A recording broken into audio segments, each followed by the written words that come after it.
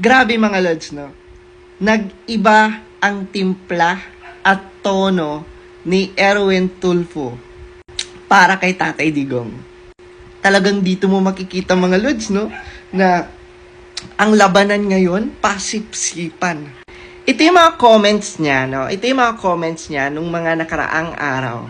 No, which is, mapapaisip ka talaga, no, na parang binibigyan talaga nila ng something issue ngayon si former President Duterte para masira. 'Di ba? Para maintriga na naman at para ma-discredit lahat ng mga magagandang nagawa ni Tatay Digong sa kanyang administrasyon.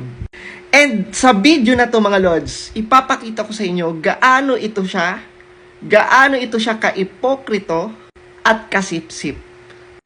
Basahin muna natin to, 'di ba? Tulfo, ask Duterte